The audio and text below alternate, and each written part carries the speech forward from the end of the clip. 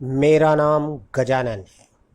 मैंने यह किस्सा अपने दादाजी से सुना था। मेरे दादाजी ने बताया था कि यह किस्सा उन्होंने अपने पूर्वजों से सुना था। बात बहुत पुरानी है। जहाँ हम पहले रहते थे वहाँ पर मुसलमानों का एक कब्रिस्तान था। सब कुछ अच्छा चल रहा था कि अचानक एक दिन एक खबर आग की तरह फैल गई। गांव वालों ने उसे नाम दिया था मुर्दाखोर, जिसका मतलब है ऐसा इंसान या ऐसा जीव जो मुर्दों को खाता हो। दादाजी ने बताया कि दरअसल हुआ कुछ ऐसा था। जब भी मुसलमानों में किसी की मौत होती है तो मरने वाले को कब्र में दफनाने के बाद अगले कई दिनों तक वह कब्रिस्तान जाया करते हैं। ऐसे ही एक बार जब गांव में मुसलमान व्यक्ति की मौत हुई तो उसे कब्रिस्तान में दफना दिया गया और अगले दिन जब उसके घर वाले कब्रिस्तान पहुंचे तो उन्होंने देखा कि जिस कब्र में उन्होंने अपने घर के मेंबर को दफनाया था वह कब्र खुदी हुई है और उसमें जो शव था वह शव पूरा खून में सना हुआ है। यह देखकर वह सब लोग सकते में आ गए कि यह कैसे हुआ और किसने किया। यह सब आखिर कौन कर सकता है? इतनी बुरी हरकत कैसे कर सकता है कोई एक मुर्दे के साथ? उन लोगों ने भी उसी वक्त जाकर कब्रिस्तान के चौकीदार से इस बारे में पूछा तो उसने कहा कि वह नहीं जानता कि यह सब कैसे हुआ और किसने किया। उसने रात में ना तो किसी को कब्रिस्तान के अंदर आते देखा और ना ही बाहर जाते। बहुत से लोगों ने यह राज जानने की कोशिश की पर किसी को कुछ पता नहीं चला। और फिर कुछ दिनों बाद एक और मुसलमान व्यक्ति की मौत हो गई और उसे भी उसी कब्रिस्तान में दफनाया गया। और फिर अगले दिन उस शव की हालत भी बिल्कुल वैसे ही थी जैसी पिछले शव की हुई थी। अजीब बात यह थी कि जो कोई भी यह हरकत कर रहा था वह पूरे शरीर को फाड़कर अंदर से दिल और बाकी अंगों को खा रहा था, या फिर उनका क्या कर रहा था पता नहीं, पर शव के अंदर की सारी चीजें गायब होती थी। इतने बुरे तरीके से वह मुर्दों को फाड़ता था कि देखकर भी डर लगता था। और यह सब रुक भी नहीं रहा था। पूरे गांव में डर का माहौल था। और फिर गांव के लोगों ने रात में पहरेदारी करना शुरू कर दिया। कुछ ही दिन बीते थे कि उस कब्रिस्तान में फिर एक मुर्दे को लाया गया और जब मुर्दे को दफना दिया गया तो गांव वालों ने रात में कब्रिस्तान के बाहर पहरा बैठा दिया, यह जानने के लिए कि आज रात पता चल ही जाएगा कि कौन ऐसा कर रहा है। लेकिन किसी को कुछ भी पता नहीं चला।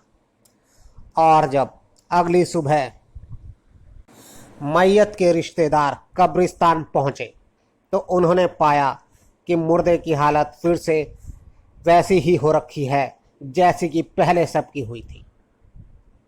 यह देखकर गांव के सब लोग हैरान हो गए कि रात में तो हम लोग कब्रिस्तान के बाहर ही थे, ना तो कोई कब्रिस्तान में आया और ना ही बाहर गया।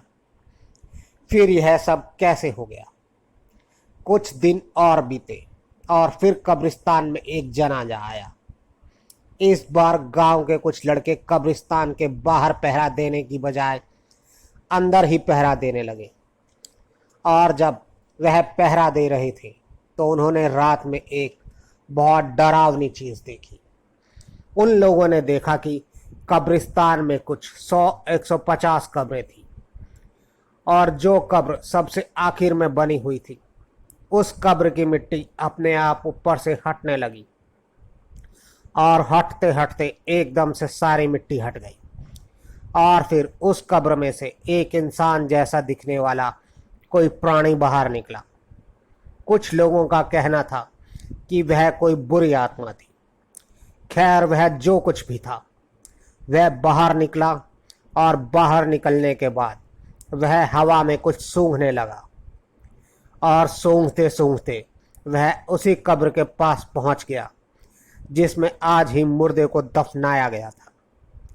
और फिर देखते ही देखते उस कब्र को उसने खोदना शुरू किया और 2-3 मिनट में ही उसने वह पूरी कब्र खोद डाली। और इसके बाद उसने उस मुर्दे को फाड़ना शुरू किया। उसके बड़े बड़े नाखून थे जिनसे वह उस मुर्दे को फाड़ रहा था। और फिर उसने उस मुर्दे को खाना शुरू कर दिया। यह सब देखकर वह सब लड़के बहुत ज़्यादा डर गए और भागकर कब्रिस्तान के बाहर आ गए। और फिर अगले दिन यह बात मस्जिद के मौलाना को बताई गई। मौलाना जी बोले, मैं जानता हूँ कि इसका क्या करना है। मौलाना जी अगली ही रात गांव के लोगों के साथ कब्रिस्तान पहुँचे और उस कब्र पर जाकर जिसमें से वह शैतान बाहर निकला था उस कब्र पर कुछ पढ़ने लगे। और फिर उन्होंने अपनी जेब से एक शीशी निकाली और उसमें जो कुछ भी था उसे उस कब्र पर छिड़क दिया। इसके बाद उस कब्र पर अपने आप आग लग गई और आग लगने के बाद किसी के जोर जोर से चीखने की आवाज़ें आने लगी। उसकी वह चीखें पूरे कब्रिस्तान में गूंज रही थी जिसे वहां मौजूद सब लोगों ने सुना। और यह सब देखकर कुछ लोग तो बहुत ज़्यादा डर गए थे। और फिर उस दिन के बाद उस गांव में कभी भी वह हादसा दोबारा नहीं हुआ। और आज जब मैं यह बात लोगों को बताता हूँ तो कई लोग कहते हैं कि वह वेंडिगो होगा, कई लोग वैम्पायर बोलते हैं और भी पता नहीं क्या क्या। पर मुझे नहीं पता कि वह क्या था और ना ही मौलाना साहब ने कभी किसी को बताया। दादाजी कहते हैं वह एक रहस्य था और वह आज भी रहस्य ही है कि वह असल में क्या था। तो दोस्तों, आपको यह कहानी कैसी लगी और आपको क्या लगता है कि वह चीज़ असल में क्या थी? वह वेंडिगो था, वैम्पायर था या फिर कुछ और? अपनी राय हमें कमेंट बॉक्स में ज़रूर बताएं। तो दोस्तों, अब चलते हैं आज की अगली कहानी की ओर जो हमें भेजी है सोमनाथ जी ने। आगे की कहानी उन्हीं के पॉइंट ऑफ व्यू से। मेरा नाम सोमनाथ है। मेरी ज़िंदगी अच्छी चल रही थी। मैं, मेरी बीवी और 2 बच्चे, हम चारों बहुत खुश थे। हम जहाँ रहते थे वह किराए का घर था और हमें वहाँ रहते हुए 7 साल हो गए थे। पर वह जगह मेरे काम से बहुत ज़्यादा दूर थी। मैं अपनी काम की जगह के थोड़ा पास में घर देखने लगा। फिर मुझे एक बिल्डिंग में एक फ्लैट मिला। उस बिल्डिंग में सिर्फ एक ही फ्लैट खाली था। उस फ्लैट के अलावा मुझे आसपास कोई और फ्लैट नहीं मिल रहा था और उस फ्लैट का किराया भी काफ़ी कम था। तो वह फ्लैट किराए पर ले लिया। जब हम लोग वहाँ शिफ्ट हुए तो आसपास के लोगों ने हमसे कहा कि यह घर पिछले 3 साल से बंद पड़ा है। यहाँ पर 4 फैमिली आकर रही और चारों फैमिली में से किसी न किसी की डेथ हो गई। पता नहीं इस घर में ऐसा क्या है। और जो भी फैमिली यहाँ रहने आती है तो किसी न किसी मेंबर की तबीयत खराब हो जाती है। यह सब सुनकर हमें बहुत अजीब लगा क्योंकि हम लोग इन सब बातों पर विश्वास नहीं करते थे। हमने घर में एक मंदिर भी बनाया कि अगर ऐसा कुछ होगा तो वह हमें तंग नहीं करेगा। लेकिन शायद मैं गलत था। रात में अक्सर ऐसा होता कि रात में मेरा छोटा बेटा सोते सोते अक्सर रोने लगता और उठकर कहता कि पापा, किसी ने मुझे मारा है।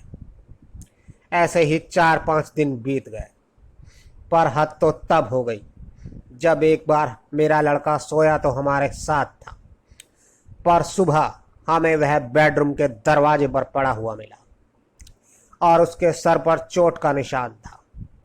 जब हमने अपने बेटे से इस बारे में पूछा तो वह बोला, मुझे नहीं मालूम मैं नीचे कैसे आया। और उस दिन के बाद से वह बीमार रहने लगा। और तब सब आसपास वाले हमसे बोले कि हमने तो आपसे पहले ही कहा था कि यहाँ मत रहिए, पर आपने हमारी बात नहीं मानी। अभी भी कुछ नहीं बिगड़ा है। इससे पहले कि बहुत देर हो जाए आप इस घर को छोड़ दें। मेरे लिए मेरी फैमिली से बढ़कर कुछ नहीं था और इसीलिए मैंने उसी दिन उस घर को छोड़ दिया। और उस घर से जाने के कुछ ही दिनों बाद मेरा लड़का एकदम ठीक हो गया। बाद में मुझे पता चला कि उस घर में किसी आत्मा का वास है जो किसी को भी उस घर में रहने नहीं देती। और शायद वह मकान मालकिन की माँ की आत्मा है। उस घर से उसे बहुत लगाव था और उसी घर में उसकी मौत हुई थी। दोस्तों, अब चलते हैं आज की अगली कहानी की ओर, जो हमें भेजी है शिव कुमार ने। मेरा नाम शिव कुमार है और मैं पेशे से एक टीचर हूँ। और जो बात मैं आपको बताने जा रहा हूँ वह 2006 की है। एक बार मैं स्कूल के बाद ट्यूशन पढ़ाने अपने एक स्टूडेंट के घर गया था। वहाँ से लौटते समय मुझे रात के 8 साढ़े 8 बज गए थे। तभी मुझे याद आया कि मेरे दोस्त की तबीयत भी काफ़ी ख़राब है। तो मैंने सोचा क्यों ना घर जाते जाते उससे भी मिलता चलूं। तो मैं अपने दोस्त से मिलने उसके घर चला गया।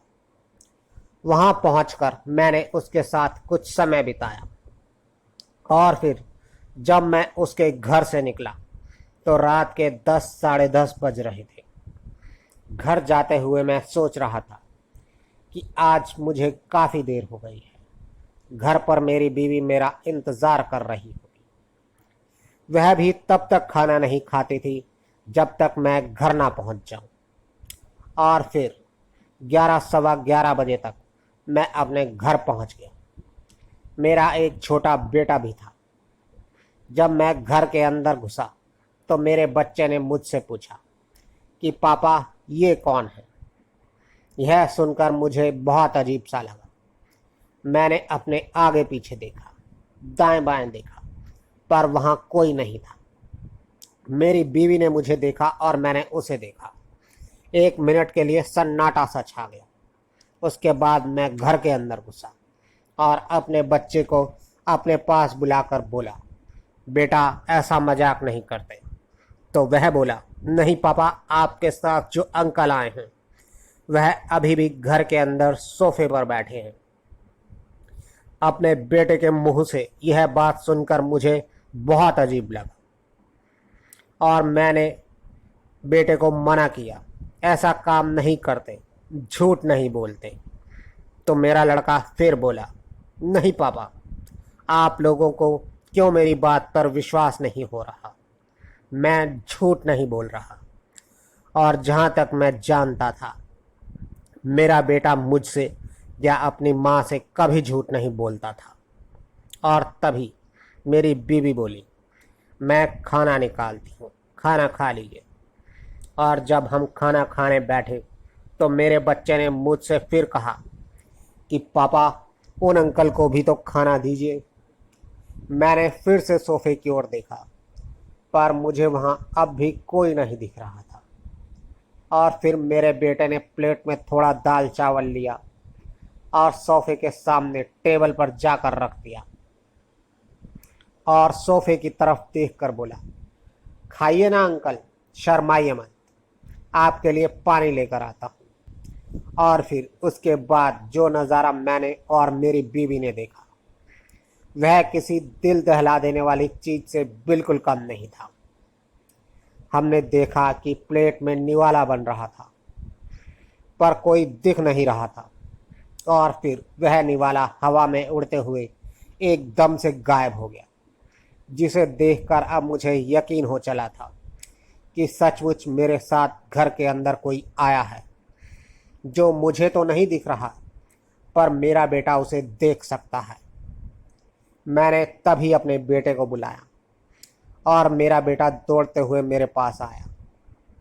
तो मैंने उससे कहा, बेटा तुम्हें वो अंकल दिख रहे हैं? तो उसने कहा, हाँ, वह अंकल सामने ही तो बैठे हैं। तो मैंने उससे फिर पूछा, वह अब क्या कर रहे हैं? तो वह बोला, वह हमारी ओर देख रहे हैं और खाना खा रहे हैं। यह सब देखकर और सुनकर मैं काफ़ी डर चुका था और मेरी बीवी वह तो तब तक बेहोश हो चुकी थी। मैंने अपने बेटे से कहा, जाकर उन अंकल से पूछो वह कौन है और क्या चाहते हैं। मेरा बेटा उस आदमी के पास गया और जाकर पूछा। हालांकि मेरा बेटा जब भी उससे कुछ पूछता तो उसका जवाब मुझे सुनाई नहीं देता था, लेकिन मेरा बेटा उसे सब सुनाई देता। पता नहीं उस आदमी ने क्या कहा। मेरा बेटा मेरे पास आया और बोला, पापा वह अंकल कह रहे हैं उन्हें आपकी मदद चाहिए। तो मैंने अपने बेटे से कहा, बेटा उन्हें हमारी क्या मदद चाहिए? मेरा बेटा फिर से सोफे के पास गया और 2 मिनट बाद वापस आकर बोला कि वो अंकल कह रहे हैं वो अंकल आपको कल खुद बताएंगे। मुझे और मेरी बीवी को समझ नहीं आ रहा था कि हम लोग क्या करें। हम लोग काफ़ी डरे हुए थे। वह तो जब मेरे बेटे ने मुझे बताया कि वह अंकल यहाँ से जा चुके हैं, तब मेरी और मेरी बीवी की जान में जान आई और थोड़ा आराम महसूस हुआ। अगली सुबह जब मैं अपने घर से स्कूल जाने के लिए बाहर निकल रहा था तो मैंने देखा मेरे घर के बाहर एक पर्चा रखा था और उस पर एक लंबी कहानी लिखी थी। मैंने वह सब पढ़ा और उसके बाद मैं सीधा उस आदमी के घर चला गया जो एड्रेस उस चिट्ठी में लिखा था। जब मैं उस आदमी के घर पहुंचा तो मैंने देखा एक छोटी बच्ची है जो घर के बाहर आंगन में खेल रही है। जब मैंने उस बच्ची से उसकी मम्मी के बारे में पूछा तो वह बोली मम्मी बाहर गई हैं, और पापा के बारे में पूछने पर वह बोली पापा अब नहीं हैं। फिर मैं वहीं उसकी माँ का इंतज़ार करने लगा और फिर थोड़ी देर में उसकी माँ आ गई और जब मैंने उस बच्ची की माँ को उसके पति से अपनी मुलाकात के बारे में बताया तो उसने मेरी बात पर विश्वास नहीं किया और बोली कि मुझे हैरानी है कि आप आज भी इन सब बातों पर विश्वास करते हैं। मैं तो नहीं करती। तो मैंने उस औरत से कहा, आपको विश्वास नहीं करना है तो मत करो, पर मुझे यह सब आपके पति ने ही बताया है। और फिर मैं घर आ गया। अगले दिन मुझे फिर एक चिट्ठी मिली जिस पर लिखा था, यह चिट्ठी मेरी बीवी के लिए है, उसे दे देना। मैंने यह पढ़ा और वह चिट्ठी लेकर उस आदमी के घर गया और उसकी बीवी को वह चिट्ठी दे दी। जब वह औरत वह पर्ची पढ़ रही थी तो उसके चेहरे पर हैरानी के भाव थे और वह पर्ची पढ़कर वह रोने लगी। और उस दिन के बाद से ना तो उस आदमी की आत्मा ने कभी मुझे कांटेक्ट किया और ना ही मेरे बेटे से। बस इतनी सी ही थी मेरी यह कहानी। दोस्तों, आपको हमारी ये कहानी कैसी लगी कृपया कमेंट्स बॉक्स में ज़रूर बताएं। और अगर आप भी हमें अपनी कोई कहानी भेजना चाहते हैं तो डिस्क्रिप्शन बॉक्स में हमारा व्हाट्सएप और टेलीग्राम का लिंक है जिस पर आप हमें अपनी कहानी भेज सकते हैं। हम उसे अपने शो में ज़रूर शामिल करेंगे। तो जल्द ही आपसे फिर मुलाकात होगी। तब तक के लिए गुड बाय।